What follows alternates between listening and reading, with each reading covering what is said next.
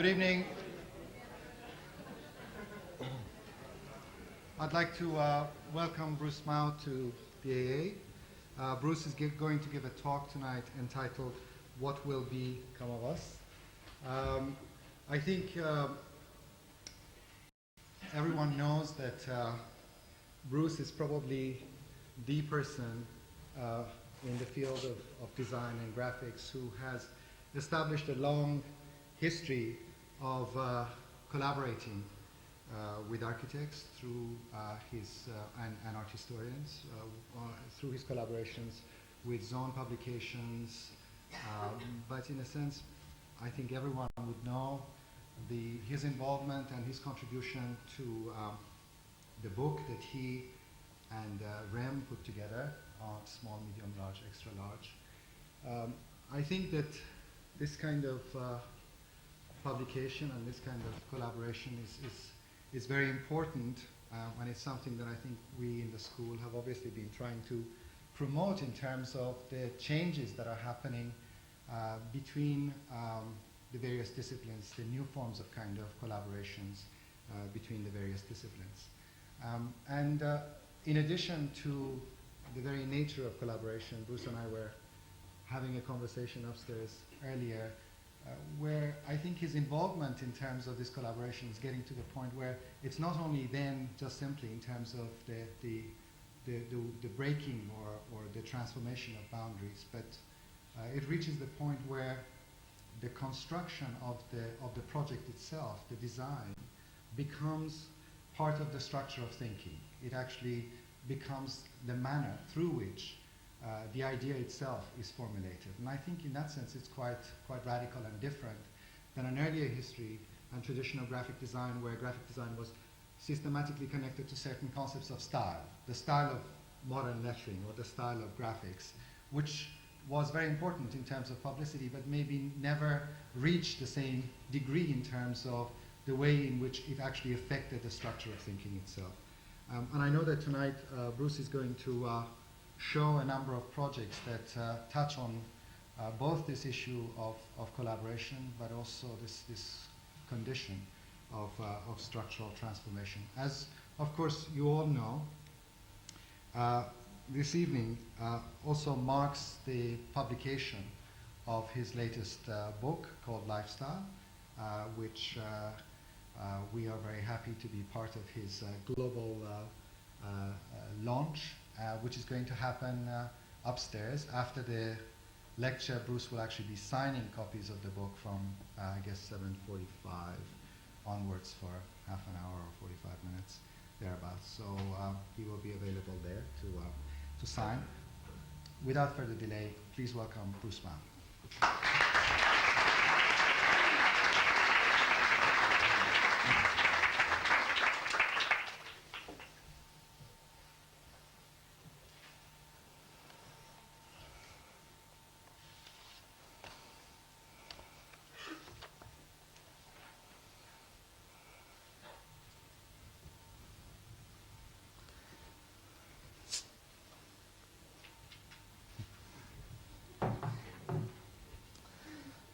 Thank you very much for that introduction.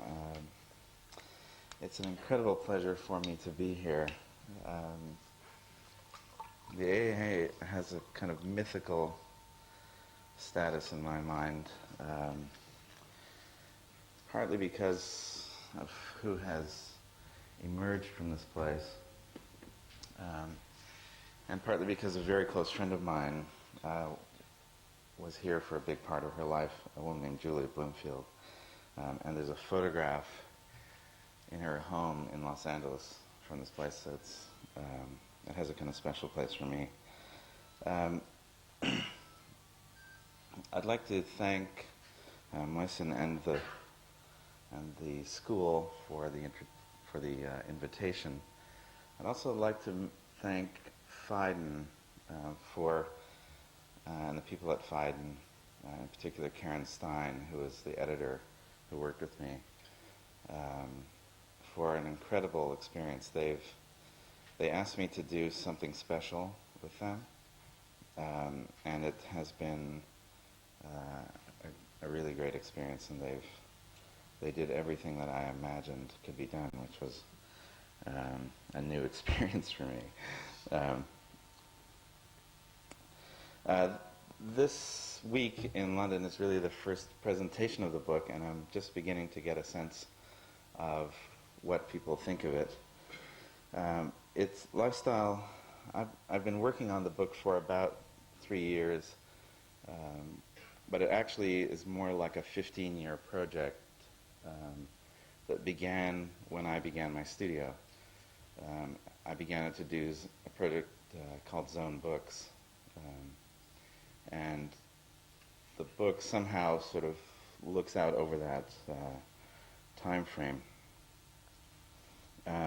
What I'd like to talk about this evening is what I see as an emerging design culture and the studio that I've evolved in response to that. I have a studio based in Toronto. We have about 25 people, and it's composed of artists and architects, designers, graphic designers, curators, programmers, editors, writers, filmmakers, producers, a really wide range of people that allows us to bring together, in each case, a team of people on any project that is already internally cross-disciplinary in order to kind of connect to an outside world in a particular way. For several years, I taught in the architecture school at Rice University in Houston. Can I get a slide? Oh, sorry. There we go. That's one. Thank you. For several years, I taught in the architecture school at Houston, and while I was there, after the production of SMLXL, I was struggling to explain to the students I was working with the process that had evolved in producing SMLXL. And I did 2 diagrams that since then have become very important diagrams for me and for our studio. And this is one of them. And this is the diagram of a conventional design project. It shows that the design piece is in the box, and it happens at the end of the process, where the amplitude on this diagram is a direct engagement with the world. If the rest of the diagram is the author, and you can kind of define that in many different ways. It might be the client and the architect, or it might be an institution and a curator. But principally, it's a break between a direct engagement with the world and then a packaging or form-giving exercise where that material that has been accessed in the world is sort of presented to a public. And for me, this diagram, this realization that where I was working was, in a way, after the fact, was a kind of major realization for me, and that what I wanted to do was to do this, which is to enlarge that piece at the end and to superimpose it on the process. Oops,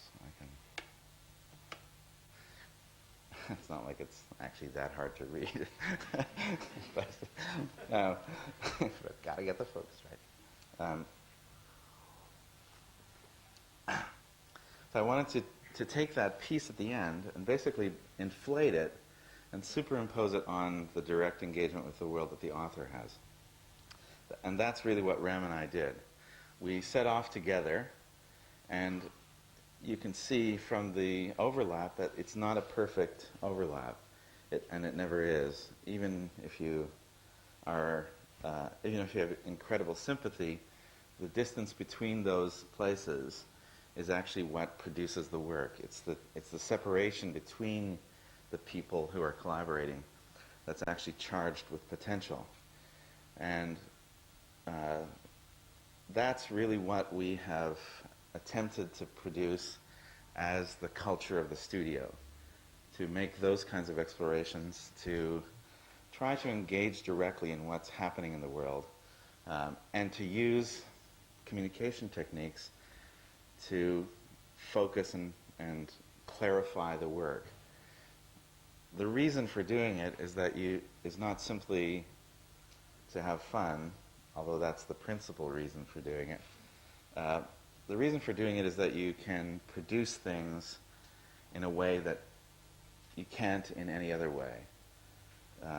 And I think Rem is a really good example of someone who's an extraordinary author and an incredible designer, and I don't think anybody would ever suggest otherwise. But we did something together that neither one of us could have done. And that's really the objective, is to produce things that are more clear, more strong, have a greater focus and clarity, and produce greater access to more complex material than we can in any other way. Somewhere in my studio, a book of the collected writings by the late designer and educator Alvin Lustig opens with a quotation concerning the limits of disciplinary boundaries. Lustig declares that the words architect, graphic designer, and industrial designer stick in his throat and stand for him as a brutal reduction of a creative life to an administrative perimeter that constrains what might be possible. The tension between the consolidation of knowledge, expertise, and practice on the one hand, and the wild free range of invention, innovation, and speculation it makes possible on the other, has become the central dilemma of our work. We're living at a moment when the definition of things is open for negotiation, and design, after all, is a thing open to definition. Administrative frontiers are up for grabs. Technology is allowing, and in some sense demanding, an embedded intelligence beneath the surface of our work. More and more, software carries the burden of expertise, liberating our energies for more ambitious objectives. The integration of intelligence promises and insists on the redefinition of work and design itself. Now, in order to sort of get a sense of what I'm actually trying to achieve, I thought that an exercise would be a kind of interesting way of clarifying it. And imagine if we could close the door and everyone in this room would become a business together. That we would start a business and everybody in this room works for this business. If it was my business, and someone pointed out last night that I'm actually not asking you whether you can join me, or whether you will join me, rather. If it was my business, I can't imagine that there was anything that we couldn't do. So I'd like to just do a kind of show of hands for what our capacities are. Who here knows something about contemporary art?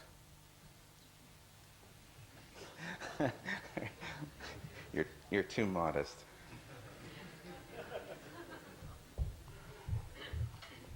Who here can speak more than one language? Who here was born in another country? Who here has studied history? No one over here studied history. I love this room. Who here loves literature? Who here can write? Who here knows something about materials? You're too modest. Who here has an interest in business? Oh, that bodes very poorly for you. Who here loves color?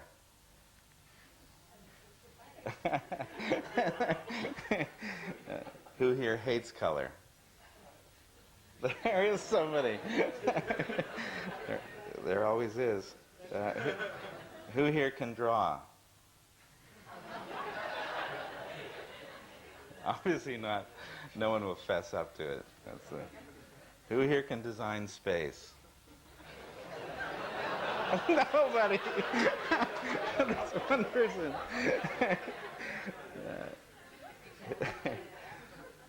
Who here can use software like Photoshop? Everyone. Everyone, sadly. Who knows something about typography? And who has any knowledge or interest in landscape? Okay, so my theory doesn't really work. No, I'm kidding. No, imagine having a team of these people, of all of you. I just imagine that you could do absolutely extraordinary things. There simply isn't anything that couldn't be tackled as a conceptual or organizational or formal problem. Now, I'd like to show you 4 projects from my studio, and they share certain characteristics. They're all complex, cross-disciplinary projects. They all cross boundaries in terms of what the outcome is. And one of the things that I've realized in doing the book, and actually in sort of finishing the book finally, is that what we've actually evolved is a kind of methodology, and we're moving toward, we have effectively delinked that method with outcome. So it's no longer attached to a particular outcome. In technology, it's called device independent. In other words, it's a kind of subroutine that is not attached to a particular output device. And that's really what we've evolved as a kind of practice and methodology, that we've evolved a method that whatever you aim it at, it produces. And as you'll see, you have to be very careful what you aim it at.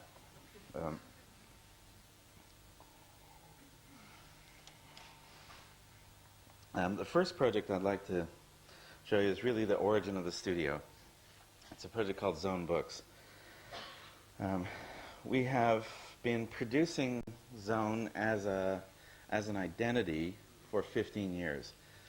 Zone was the first project that I did when I started the studio, and I actually started it precisely to do Zone because I had another company back then called Public Good, which was dedicated to doing things that we felt, I had 2 partners, had a kind of social presence or responsibility. And that remains a kind of central idea of the studio and what we try to do. But we've grown that idea in a certain way to be a much more rich and complex. The first project that we did for Zone was this book called Zone 1-2, The Contemporary City.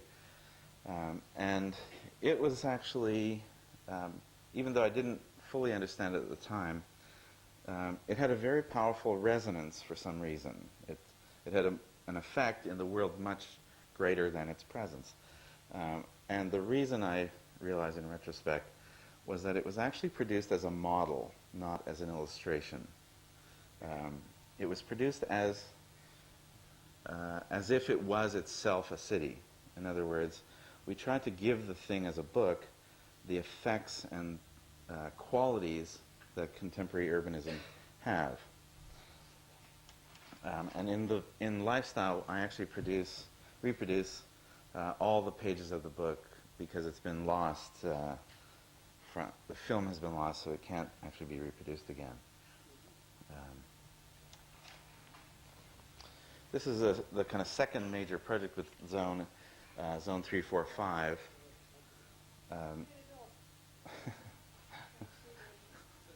There's a bit of a light. Yeah, who here can control the lights? Um, this was the second project, the second major project for Zone 345, and it was called Fragments for a History of the Human Body, in 3 volumes. And this is the 6th volume of Zone that happened during the time that we were working on SMLXL. And this is a project really that is designed as a model of life. And the idea of incorporations is basically that it's no longer possible to isolate a discrete object. And if we understand objects as embedded in flows on the one hand, and embedding in themselves flows, we realize that everything is about a kind of scale problem, about seeing things from the right vantage point. And in a way, one of the things for me that was very significant about this is that it introduced the idea of the kind of simple object as a very complex reality.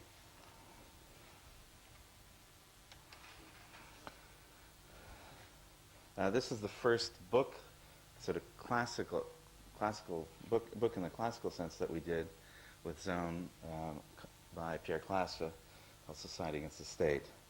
And it was the beginning of a series of projects that number almost 100 now over a 15-year period.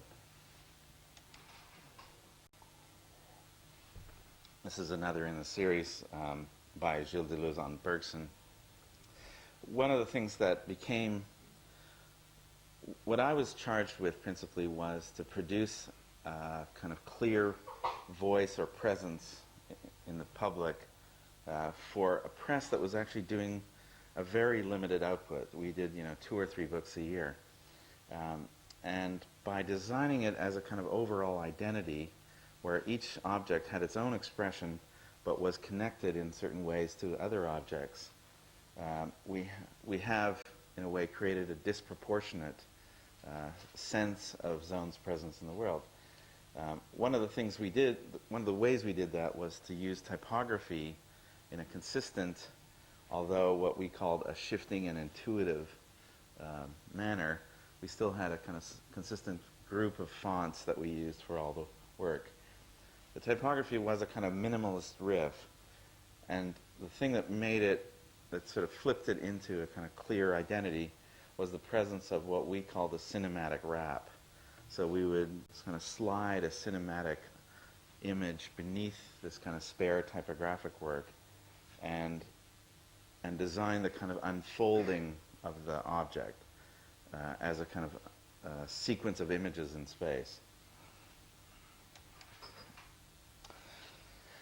Swerve was a kind of outcome of that the ongoing process which was a new imprint within Zone to tackle a more speculative line of research. And this is one of my all-time favorite projects. It's a work that I did on Chris Marker's film La Jetée, and for me it was a real discovery of the temporal dimension of the book, because I was obliged to translate Marker's film from a film into a book form, and because it's all made of stills, I thought this is going to be the easiest thing I've ever done. In fact, it was one of the most challenging, because I discovered that which I should have known by then, but I discovered that in fact the book has its own kind of laws about dramatic effect, and that to produce the dramatic effect that Marker produces in the film in the space of the book required a whole different kind of cadence and rhythm. So I ended up, we worked on it day after day, and each day we would screen each night we would screen the film of the day's work that we had done and see sort of how the cadence of the work related to what Marker had done. Over those 15 years, we've done all of Zone's production. That's meant all the advertising, posters, exhibitions, and of course all the projects themselves, all the books. And what that's meant is that we've been able to work, in a very rare way in our culture, on very, very long timelines and on wavelengths that have duration of 5 years or 10 years, so that we can explore an idea and bring it back 10 years later and explore how that idea is now relevant in a new way. And it's been an absolutely incredible experience for me. It's meant that we've been able to produce a really broad range of material over those years, and really sort of look at how how each of those pieces, in a way, describes a facet of the organism. This is the most recent, one of the most recent works, and it's a very, very compressed typographic work where we're taking 10 or 12 texts, 10 or 12 books, and compressing them down into one literary genre reader. And it means that the typography has to be kind of, finely tuned. Otherwise, the thing kind of inflates. Even with the kind of most minimalist work, it's at 1,500 pages. The second project that I'd like to introduce is called Book Machine, and it's a project that we did in Antwerp that was part of a bigger project on the laboratory as a model for science and art. And this called Laboratorium. And what we did was we did a real-time catalog project where we captured the exhibition as it was evolving and installed it in the exhibition as a display.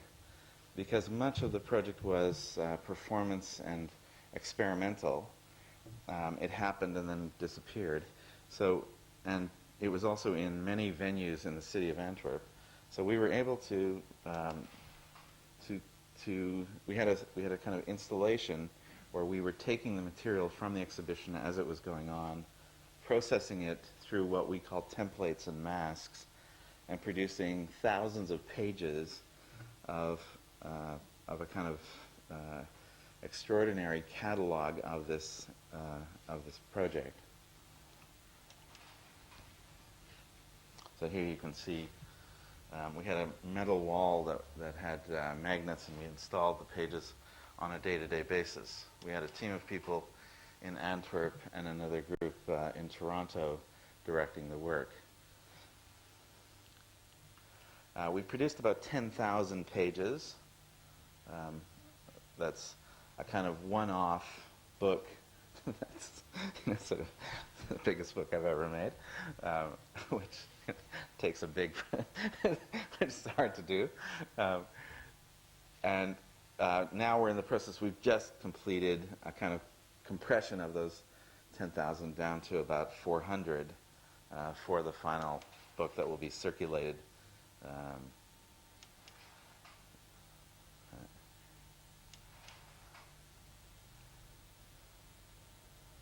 And you can see in the sort of middle left there, that's one of the ideas for templates for the masks. The idea was to basically have a series of machines, small machines that would process the work. So we would basically, depending on what kind of substance it was, we would pass it through a kind of filter, and then it would produce pages. And here you can see an installation of performances that have already happened, and then behind them, their installation on the wall. And this is that project now installed in the space of Lifestyle, the book that we're releasing tonight. The third project is a project called Tree City in Toronto that that only shows you how careful you have to be when you point this method at something. It's a 320-acre park, and I was invited to be on the jury of this competition. It was an international design competition, and I declined in order to collaborate with Rem Koolhaas and Petra Blaise on a proposal.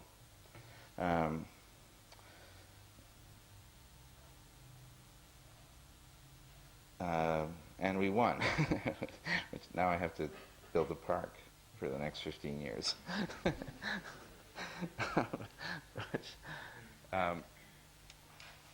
But for me, one of the... I mean, frankly, I just never imagined that we would win. Partly because I didn't do it in order to win. I really did it.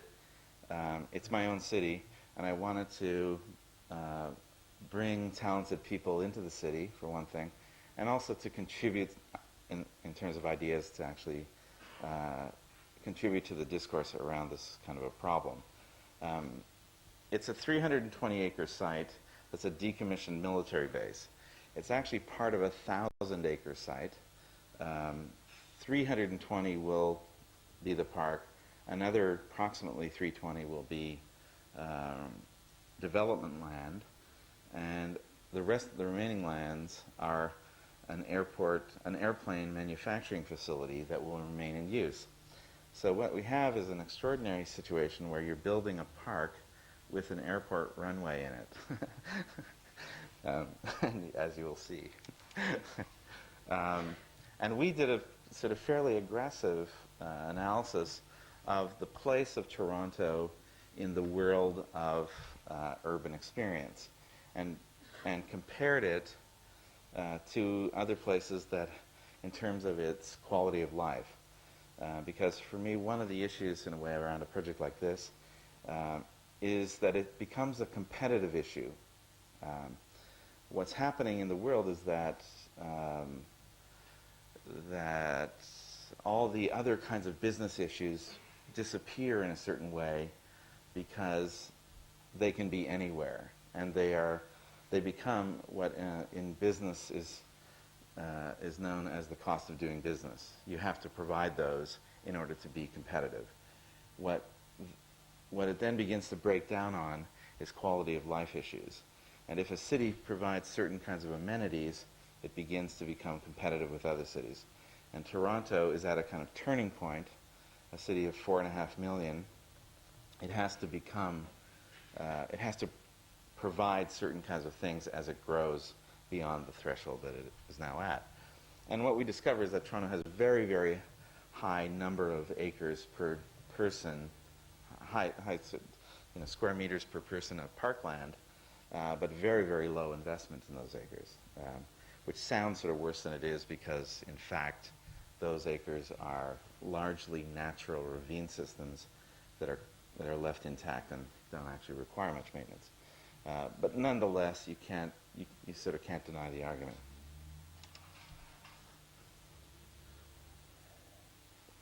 We won, I think, because we proposed not a park design at all, but actually a strategy. We proposed, there are really two things that I need to say at this moment. One is that what we proposed is really a kind of recipe or formula, and it's a strategy for an evolutionary project. It's a strategy for allowing the park to evolve over time, and that's really the concept behind the work. And we did that as this kind of formula of 6 points that add up to, in our minds, low-density metropolitan life, if that's ever possible. Remains to be seen. But the thing that I find interesting and sort of relevant to this audience is that what we did in the process is that we used communication technique to design the process. And we used communication technique to design the outcomes. So it was it was using the very same techniques that are most often used at the end of the process. So the idea of sort of packaging and making accessible the ideas that are in the work. We used it in the process. So on a kind of intermittent basis, we made presentations that basically took all the ideas that we were working on and honed them and clarified them and presented them internally.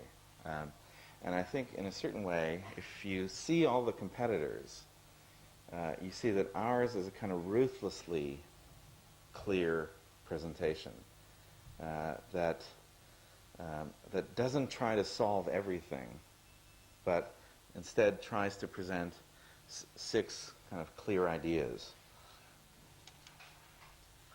The first was this idea of growing the park.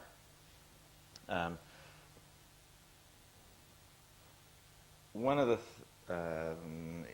the context of this place is basically a kind of suburban nothingness. And what that meant for us was that we had to actually invert the kind of typical proposal for a park and to make something that was a physical manifestation as figure against a ground instead of the typical presence of a park as ground against an urban figure. So in this case, we're actually flipping it. The other thing is that we made a kind of Faustian deal with, this is a park, it's the first urban national park, which means that it's not about finding a pristine landscape, it's about finding a derelict landscape and making it into something. And that means that you actually can make a different kind of deal with environmentalism. And that in that you also invert the idea of a kind of pristine reserve and make it spread into the entire, like you imagine that every year you draw a line around the park that takes the idea of the park outward, that eventually there is no landscape outside of the park, that everything is inside of a negotiated negotiated settlement with toxicity in a way. One of the realizations in that process is that there is no natural. There is only natural and there is only artificial. So we imagine that you could actually make this park be a manufactured nature. So it was, in a sense, 100% natural and 100% artificial. And that led us, in a way, to a kind of formal device, which was the circle, which became the kind of central theme formally. The third imposition, in a way, was this idea of 1,000 pathways, which describes the park in terms of its use on a day-to-day basis by superimposing on the entire site an intricate web of an intricate network of pathways of different surface and velocity, so that the paths are really a kind of temporal superimposition on the landscape. What they produce, in effect, is really two things. One is that they make the landscape have a kind of infinite richness for exploration, so that even people who use the park endlessly will never quite exhaust possible scenarios. And the other is that they produce a kind of open edge condition which connects the park to the city around it. The economic concept of the project is basically to sacrifice ambition to save the project. And that's actually, at a bigger scale, the economic proposal for the whole project, that the park will produce a quality of amenity that then generates a higher value for the land around it. Once we had the circle as a kind of emblem, it was then merely a process of developing the cultural program and curating it into the space of the park. Finally, at the kind of central node of the concept is the idea of connecting into a multimodal transportation system that brings subway, inter-regional rail transport, traffic, pedestrian, and other kinds of flows into one space. And here you are landing in the park. Beautiful, crazy thing.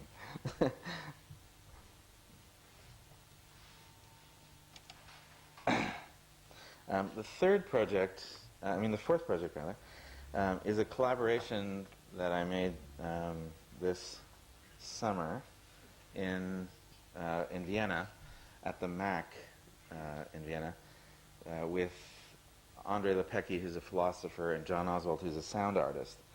And we developed a project as a commission for a performing arts festival called Festwochen. And it began as a project on dance, and it turned into something quite a bit different. For the project, we developed the idea of stress as a subject, as a kind of cultural metaphor. The idea that that our culture is modeled on the idea that we push to a threshold, we push beyond it to collapse in order that we understand where the threshold is, and then under those conditions we reestablish a new beachhead and establish a new threshold and then push to the new threshold. And what we made was an alphabetic inventory of stress in 24 episodes.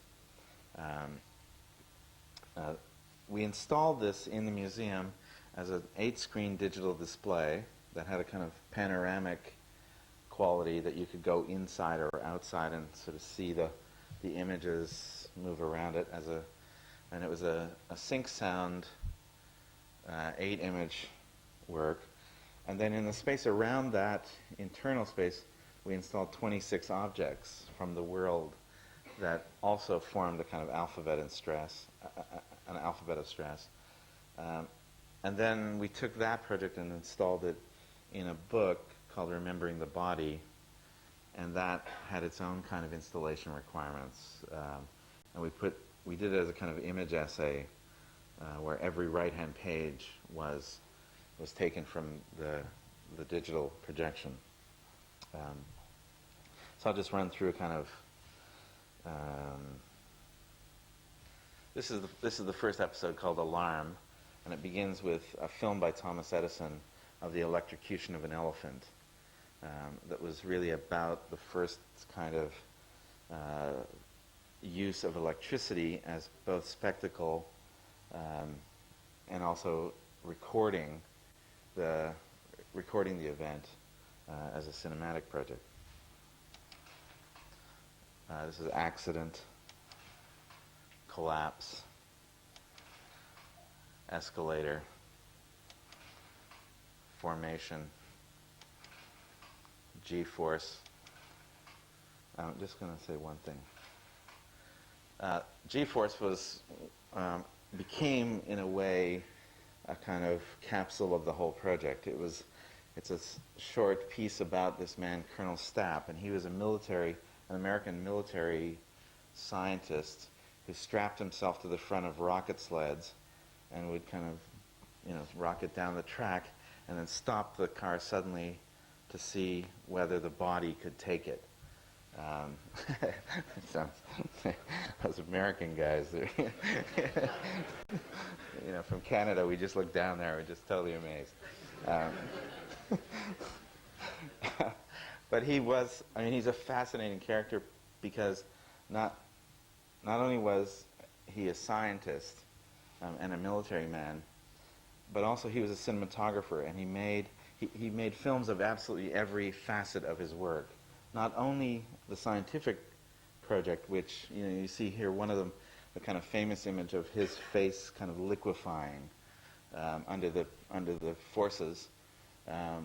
But he also filmed every other aspect of it, the sort of drama of it, and made these kind of recordings that are really quite extraordinary. And in the work, there's a fantastic piece of him when he is describing what happens when he stops, which is that all the blood rushes forward, of course.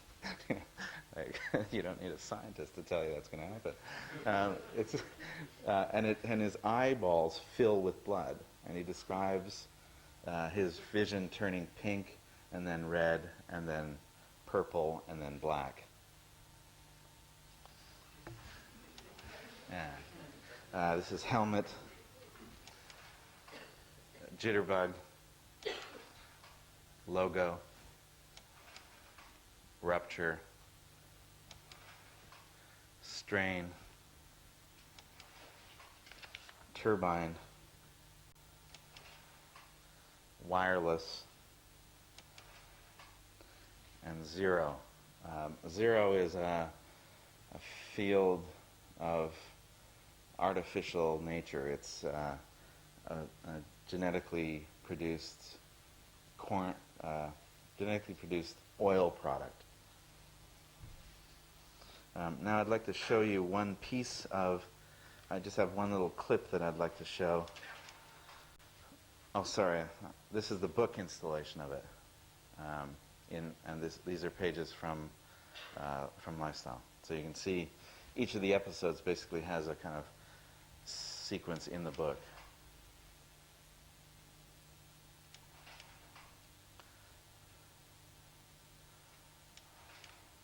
Okay.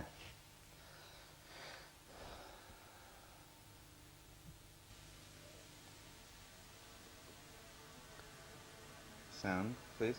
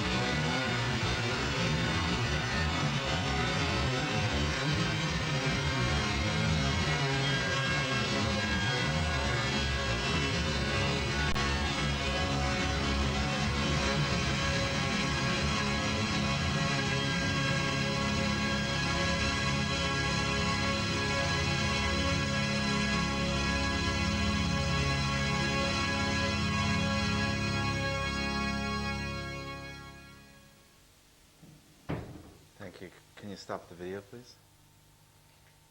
Thank you. Thank you. Okay. Okay. The delamination of form and content is the legacy of the 20th century. Ever since the Industrial Revolution and the development of the assembly line by Henry Ford, we've been working to cut the world into finer and finer vertical slices and to optimize every slice. By slicing the world vertically and making every segment as efficient as possible, we've generated quantities the world has never seen. Efficiency and fragmentation became the measure of every practice, even cultural practice. Even cultural practices that are committed to synthesis, like architecture and intellectual work, were submitted to the tyranny of the efficiency metaphor. One night, while I was still living in London, I watched as a lorry delivered a shipment to a McDonald's restaurant, and I had a moment of clarity. I realized that the split between the tractor and the trailer was in fact a model of our culture, and in particular of design culture. That disconnect between delivery and content allowed the driver to be unaware of what he was delivering. He had been optimized, made efficient, and released from any pesky responsibility for the contents of the trailer. Any implications that might derive from its contents were in no way attached to him. He was a driver driving the tractor. The trailer and its substance was the responsibility of someone else. I could not have imagined a clearer definition of conventional graphic design. During the 20th century, other people saw this fragmentation and reacted to it in one of two ways. Some, like William Morris and the arts and craft movement, tried to go back. They tried to get the 20th century into reverse and back out of it. They imagined a previous holistic era, whether it existed or not, and tried to drag history back to it. Some imagined an integrated future. In different ways, they imagined and attempted holistic practice. The studio of Ray and Charles Eames directed its efforts beyond the bounds of design office practice to include cinema, exhibitions, technology, innovation, and communication. Georgi Kepes imagined a seamless zone of exploration between science and art, where invention and discovery in one domain travel effortlessly and productively to the other. Carlo Molino imagined that the envelope somehow included the design of architecture, furniture, gesture, speed, flight, and the erotic. Tibor Kalman encouraged a problematic, ornery, sometimes cynical, and often ironic self-critical practice. Philippe Starck has embraced the persona of the idiot savant while systematically attacking the elitist economies of the design that he produces. Rem Koolhaas has driven toward a redefinition of design from his position within architecture and urbanism, imagining a mirror image of his practice in the realm of the virtual by simultaneously shedding and extending his ambitions. Frank Gehry has reconfigured the limits of design technology and project practice, collapsing the boundaries between the once combative disciplines of engineering and design. Today, technologies that integrate intelligence are now being assembled that allow a new synthesis. They allow us to define design as a horizontal practice in a world of vertical slices.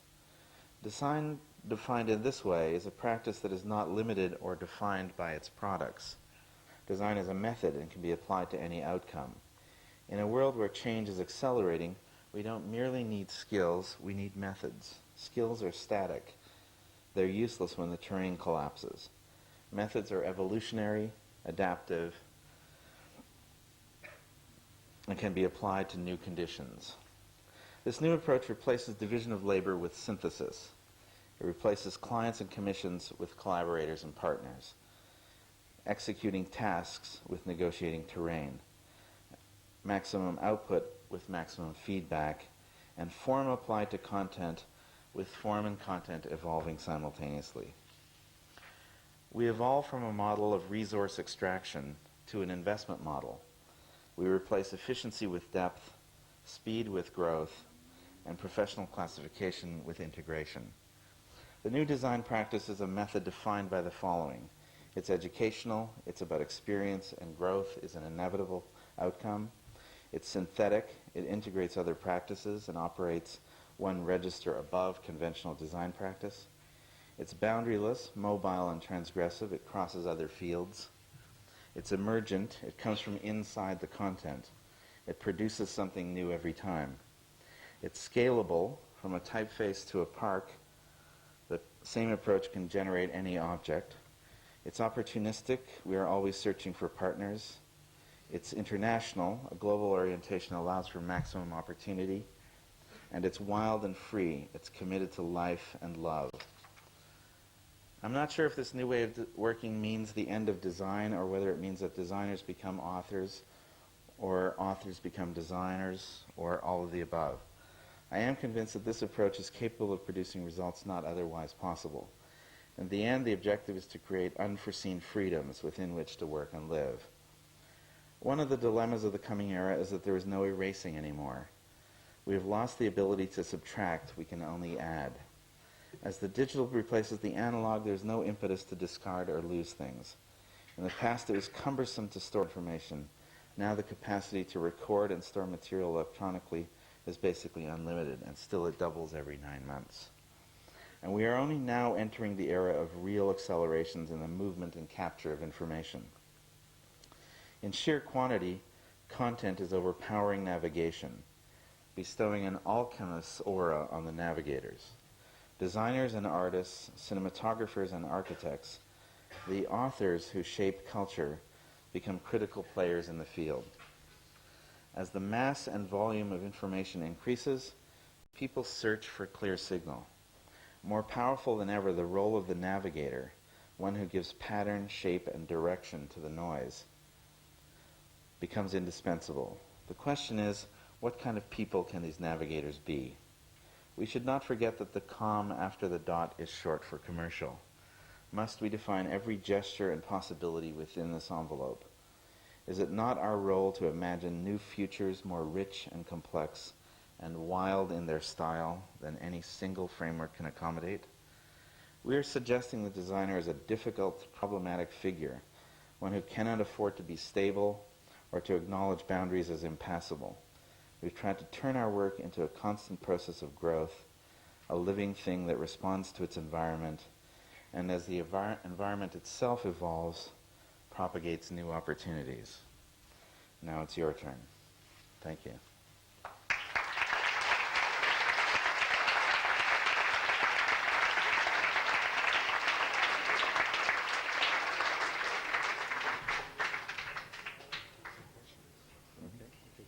Yeah, certainly. Maybe there's some. Sing on. Maybe there are some questions. Are these mics on? Or?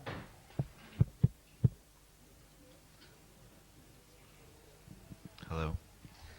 Are these things on? They're not on. Okay. Does anyone want to start, or should I start? Or maybe. Okay. Go ahead, please. Can you wait for the microphone? Maybe. Yeah. It's most helpful that you have shown us tonight where we are or where we might go to. It makes it easier for us to be clear about where we should not be. And in your summing up, you have these German sort of Stichwörter, these sort of keywords like wild and free, unforeseen freedom,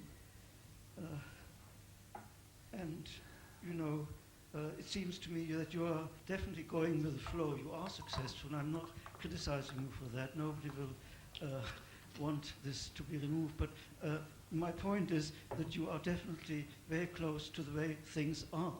And the way things are, and we are told this by almost every serious daily paper, at least in this country, is that we are on the point of killing ourselves. Yes, we're on the point of coming to the end of our human and natural world. Well, you haven't once referred to that, and I think this is one problem. But the main point is to suggest the way we are and the way we are going is the way we should not go. And this seems to be the challenge facing society at large. And perhaps you'd make some response to this. Sure. Major issue. Well, if I'm going with the flow, the flow is a very bumpy flow. But I think that it is an important consideration. The idea of connecting practice to outcome. And I think that if I've failed to suggest that that's what this is all about, I've made a mistake. Because for me, the idea of a holistic practice is, in fact, to do precisely that, and that is to connect content, process, and implication, to reconnect the process of design to its social role and to its place in the world. I think that everything that we do is based on that ambition. It's based on the idea that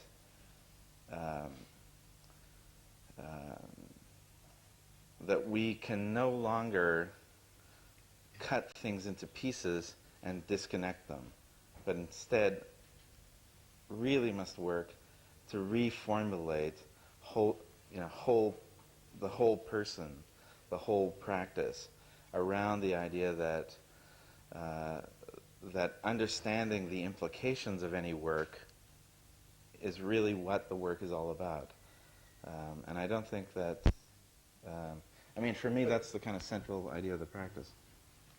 But maybe just to slightly follow, I mean, one of the things that would be good is you showed some of the pages from Lifestyle, and I think you didn't really talk about how you maybe try to structure that particular book, maybe in relation to some of the conversations that you made. And I wonder whether it's possible for you to say something about that, precisely in relation to this issue where you are constantly trying to negotiate what will become of us, that line between the kind of ethics of the practice and the fact that you also have to really are involved in a kind of production where you have to really sell things to a certain degree. And obviously you've had to negotiate this fine line in your studio between doing things that are in order to make things more desirable, and at the same time the way that you've had to make decisions. Maybe sometimes these two things don't exactly go hand in hand. So the way in which you are negotiating this, I think, would be interesting, and whether that has been practiced in any specific way in the context of the new book. Well, I think in every case, I mean, the difficulty for a practitioner like myself to do what I'm proposing and what we're doing is that that we're part of the problem to begin with. We are producing the image culture that we're commenting on. And mostly what that leads to is paralysis, that people simply see themselves reflected and they fail to make a kind of critical perspective on it because it's too damning to their own identity and presence. But I think that we have to, I mean, what I'm proposing in the book really is a critical engagement. And it's not about simply, I'm proposing exactly what I say here, that the designer as a kind of frictional character, that it's about being problematic, and at the same time acknowledging that you're implicated in what I call the global image economy. For me, one of the most challenging projects I've ever done in that regard was a project with Zone that was a book by Guy Debord called The Society of the Spectacle. And it's a really good kind of nutshell of what the problem is. It's a book about the commodification of life. It's basically a book about the spectacle and its operation and how the kind of realm of the image has had a kind of greater and greater presence in the world, and that commodification has sort of got its hands on almost everything. And Debord's story is actually a very tragic and terrible story because he wrote the book in the 60s, and then about 25 years later he wrote a little text called Notes on the Society of the Spectacle, wherein he says, you know, look, I told you 25 years ago what would happen, and in the last 25 years, everything that I said would happen has happened. I have to be very careful in what I describe because simply telling it to you might reveal it to the forces of the spectacle. But he went about sort of reiterating the argument, and a couple of years after that committed suicide. And doing a book of Debord's, you know, sort of producing Debord's book was for me a very problematic challenge, simply because my work is to commodify it. And my work is to actually produce the image of Debord in the marketplace that he was so effectively critical of. But it has to be noted that Debord produced the book, and he himself, he used the techniques of the market and the techniques of the image to actually produce and disseminate his ideas.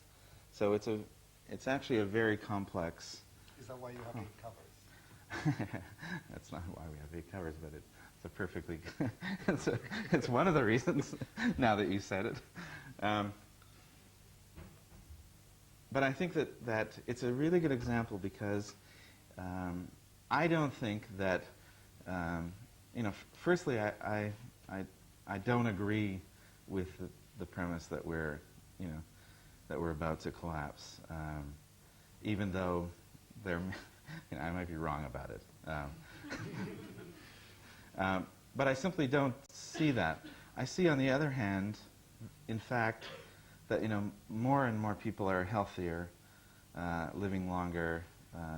Even the poorest people are better off than they were, and certainly, I know that for myself.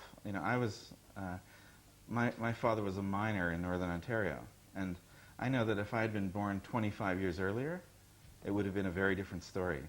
So I'm actually happy to be here, and I think that either being a kind of booster for the new economy, or complaining about branding and sort of complaining about how companies are evil, those two positions, I think, are kind of uselessly facile, and that a much more productive role is to produce models of new ways of living, and to actually engage the thing in a very complex way, and not disconnect from the kind of nasty responsibilities that we undertake.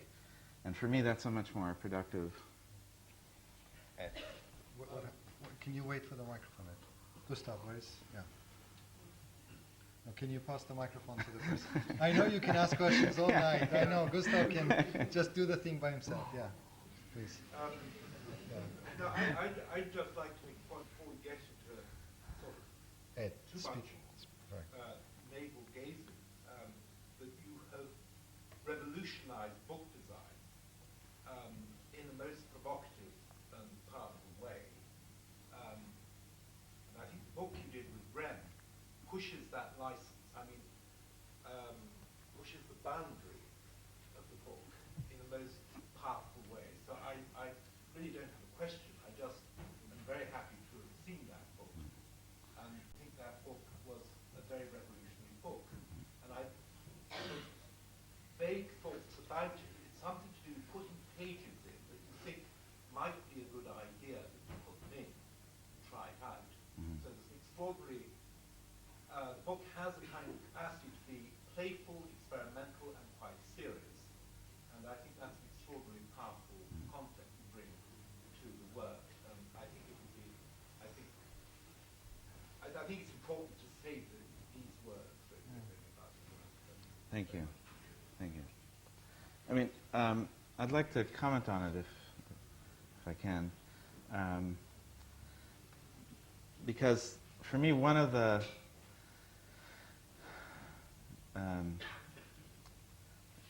I think one of the most exciting developments in our time, really, is that the image is taking on the kind of literary capacity,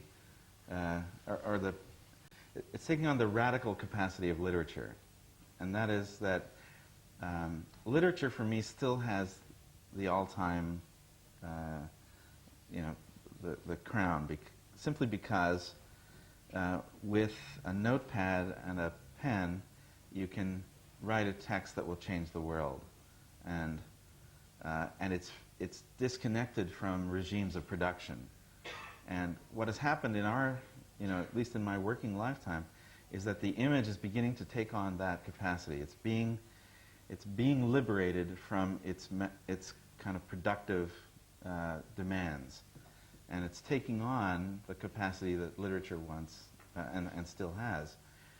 What that means is that when you combine it with the idea that PostScript introduced, which is basically to erase the difference between the two, to collapse the space between typography and the image, you really are inventing a new form.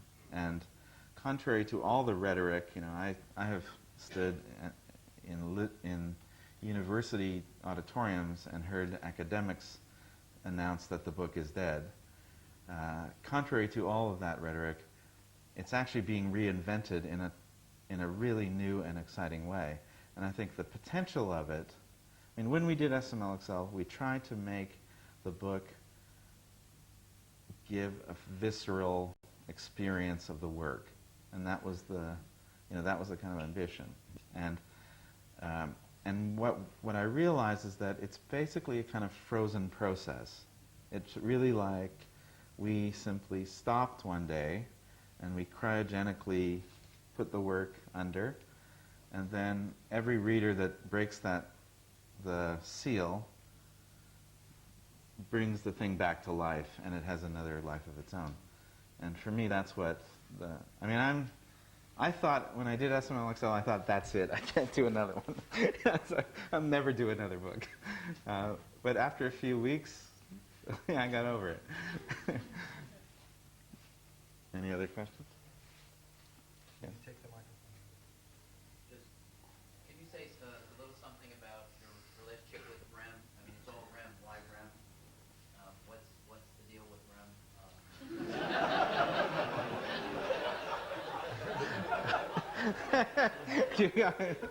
You know why. Be careful with the answer. Yeah, I have to be very careful. Rem has his people,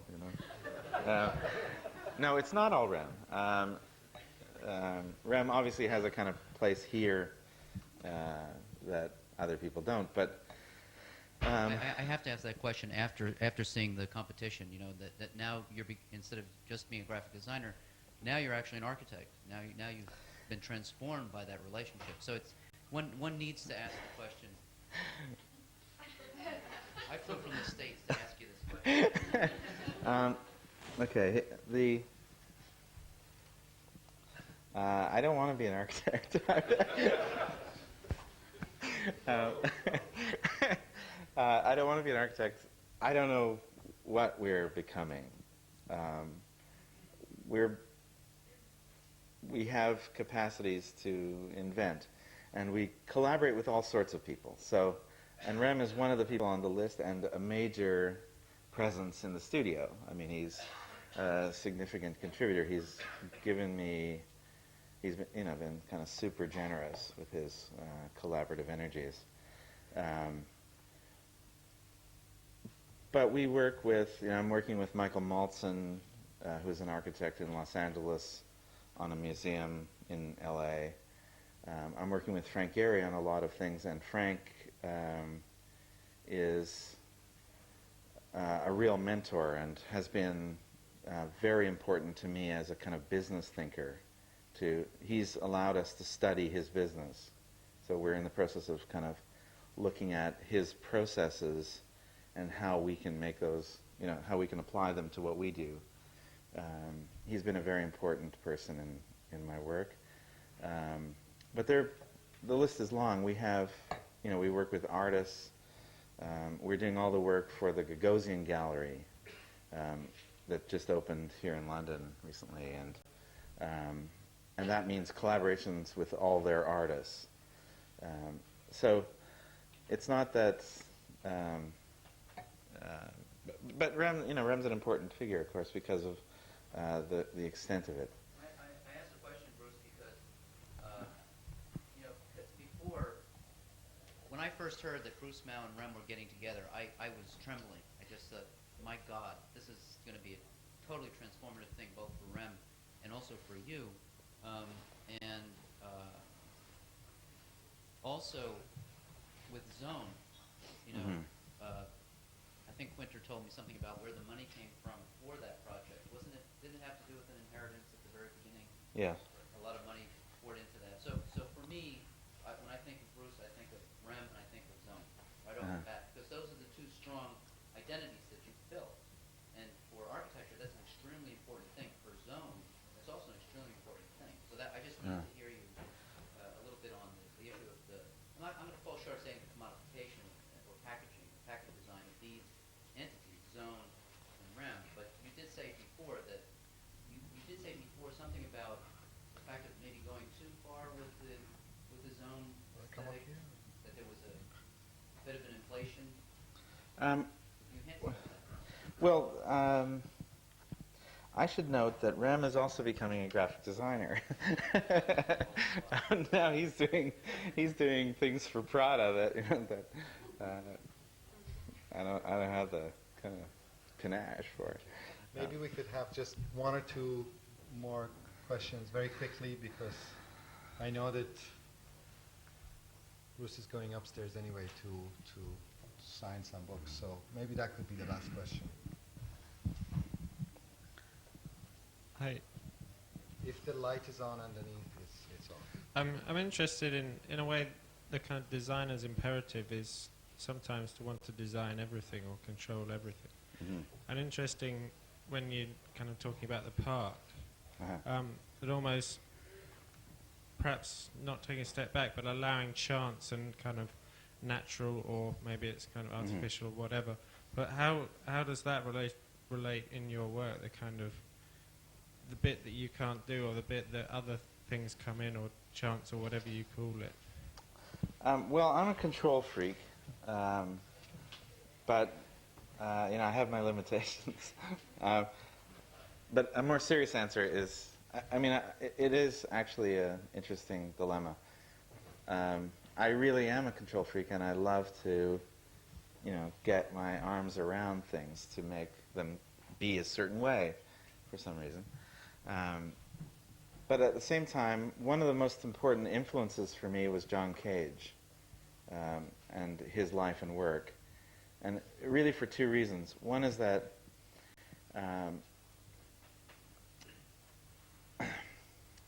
he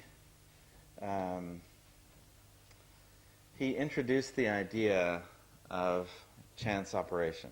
I mean, he spent his whole life taking himself out of the process, and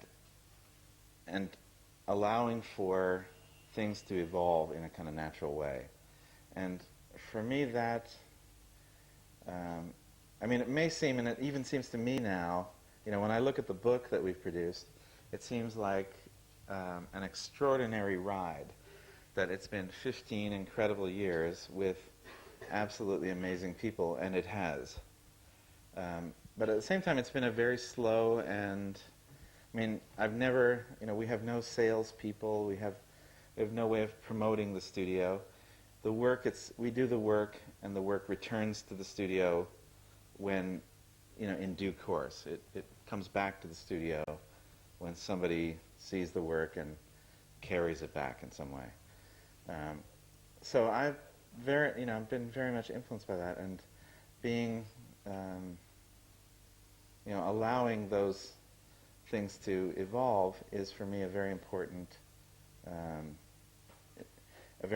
part of the practice, to let things, and I think in the work itself, to let things, to sort of acknowledge the limitations of control, and that in fact one of the things I'm sort of actively pursuing now is to move the business away from me, to continue my work and to run the studio, but the studio itself has its own life. It has, we have these methods that we've evolved, we have these incredible people there, and it has a kind of emergent quality. It just keeps kind of bubbling up.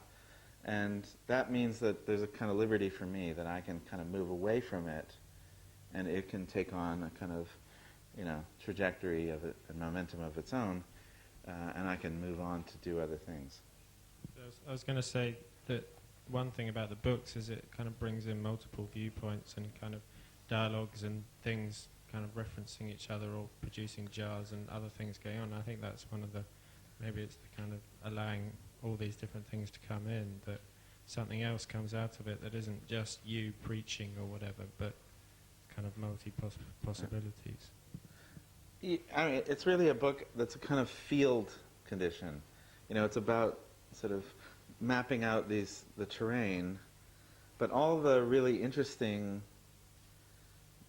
observations, in a way, are the reader's observations. It's to the reader to make the connections, and I've made a kind of map of my connections, but they're but it's really designed in a way, in a kind of Eisensteinian model that, that of the kind of jump cut, where things, the real kind of work of the book is in the turn of the page.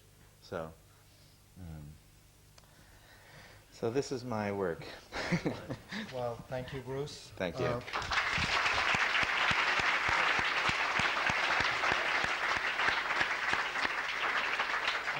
As I mentioned, Bruce will be signing copies of his new book upstairs in the front members' room.